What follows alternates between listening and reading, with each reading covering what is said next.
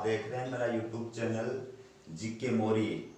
मैं आपके लिए करंट अफेयर्स के 5 प्रश्न लेके आया हूं।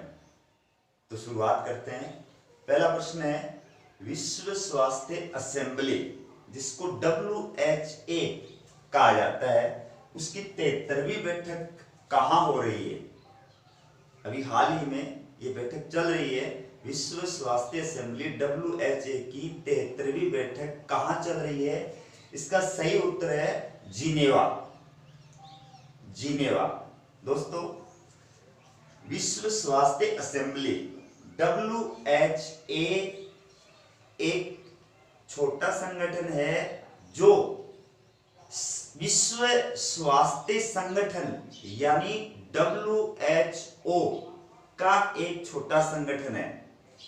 विश्व स्वास्थ्य संगठन की कोरोना महामारी को रोकने में क्या भूमिका रही थी, इस मुद्दे की जांच करने के लिए दुनिया के 62 देशों ने मांग की है।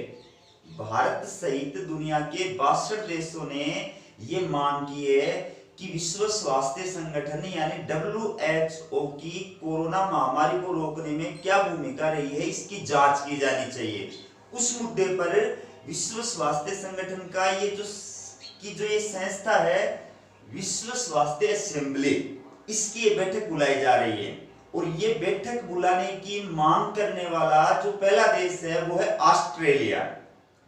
मैं आपको ये भी बता दूं कि विश्व स्वास्थ्य संगठन संयुक्त राष्ट्र संघ का ही एक आनुषंगिक संगठन है।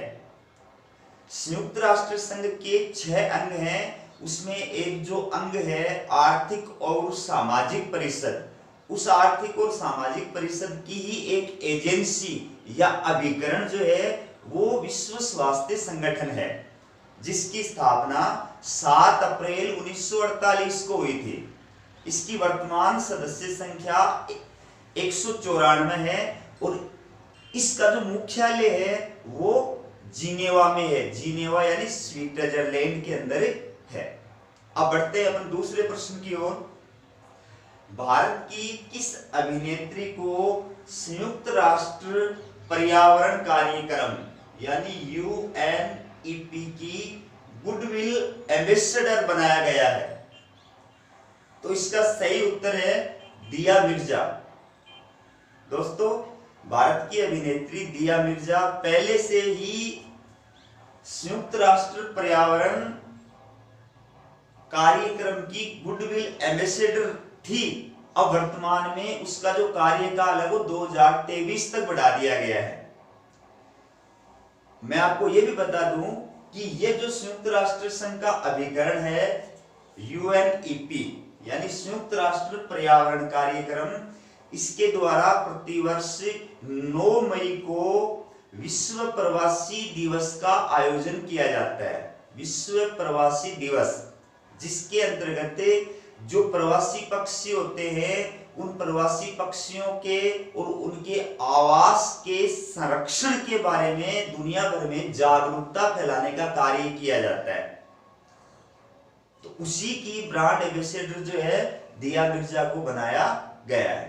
साथ ही साथ में भारत की अभिनेत्री दिया मिर्जा संयुक्त राष्ट्र सतत विकास कार्यक्रम की भी अधिवक्ता हैं। संयुक्त राष्ट्र सतत विकास कार्यक्रम की भी अधिवक्ता जो है दिया मिर्जा है। बढ़ते हैं अगले प्रश्न की ओर। अमेरिकी राष्ट्रपति ट्रंप ने कोरोना महामारी में योगदान के लिए भारतीय मूल की किस लड़की को सम्मानित किया है? इसका सही उत्तर है श्रव्या अन्नापा रेड्डी। श्रव्या अन्नापा रेड्डी। दोस्तों, कोरोना काल में 10वीं कक्षा की इस छात्रा ने जो कोरोना वॉरियर्स थे उन कोरोना वॉरियर्स की हिम्मत बढ़ाने के लिए उनको रोजाना ग्रीटिंग भेजने का इसने कार्य किया था। तो कोरोना वॉरियर्स का हौसला बढ़ाने के उपलक्ष्य में अमेरिकी राष्ट्रपति ने श्रव्या अन्नापा रेड्डी को जो है सम्मानित किया है। ये अमेरिका के मेरीलैंड की रहने वाली है और वैसे मूल रूप से ये भारत में आंध्र प्रदेश की रहने वाली छात्रा है। बढ़ते अगले प्रश्न की ओर।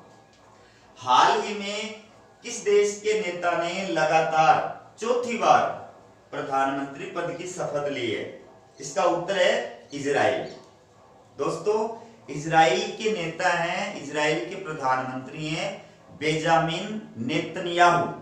बेंजामिन नेतन्याहू, जिन्होंने लगातार चौथी बार प्रधानमंत्री पद की शपथ ली है। उनकी पार्टी का नाम है लिकुड पार्टी। उनकी पार्टी का नाम है लिकुड पार्टी। और इजराइल की जो संसद है उसका नाम है नेसेट। नेसेट। तो बेंजामिन नेतन्याहू ने लगातार चौथी बार प्रधानमंत्री पद की शपथ लेने का जो दावा है वो नेसेट में प्रस्तुत किया है। वो एक गठबंधन सरकार का जो है नेतृत्व करेंगे। अगले प्रश्न के तरफ बढ़ते हैं। किस देश द्वारा हाल ही में जारी नक्शे को लेकर भारत के साथ सीमा विवाद बढ़ गया है? भारत का किस देश के साथ में नक्शे को लेकर के सीमा विवाद बढ़ गया है? इसका उत्तर है नेपाल। दोस्तों, भारत और नेपाल के बीच वर्तमान में सीमा को लेकर के विवाद चल रहा है। नेपाल के प्रधानमंत्री ओपी कोली ने अपने देश का एक नया नक्शा जारी किया है और उस नक्शे के अंदर भारत के जो क्षेत्र हैं कालापानी और लिपुलेंड, कालापानी और लिपुलेंड, इन क्षेत्रों को अपने देश की सीमाओं में दर्शाया है। और ये विवाद जो है कब प्रारंभ हुआ था?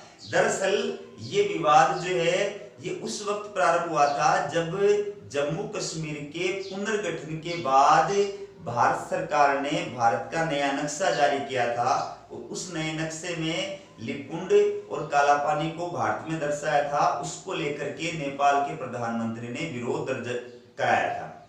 उसके बाद अभी 8 मई को जो है उत्तराखंड के अंदर, उत्तराखंड में के कालापानी से लेकर के लिपुलेंड से लेकर के मानसरोवर तक एक सड़क का निर्माण जो है किया जा रहा था। उसका उद्घाटन भारत की सरकार के द्वारा किया गया था। तो उस वक्त भी नेपाल के प्रधानमंत्री ने इसको लेकर के विरोध दर्ज कराया था। नेपाल इन क्षेत्रों को दरअसल अपनी सीमा में इसलिए दर्शाता है क्योंकि भारत और नेपाल के बीच में 1816 में सुगोली नामक संधि हुई थी। ब्रिटिश काल में भारत और नेपाल के बीच में 1816 में सुगोली नामक संधि हुई थी और उस संधि के अंतर्गत भारत और नेपाल के बीच में महाकाली नदी को लेकर के सीमा का निर्धारण किया गया था। ये महाकाली जो नदी है इसको लेकर के भारत और नेपाल के बीच में विवाद चल रहा है। तो दोस्तों, धन्यवाद। आपको मेरे करंट अफेयर्स की प्रश्न किस प्रकार के लगे कमेंट में मुझे जरूर बताएं।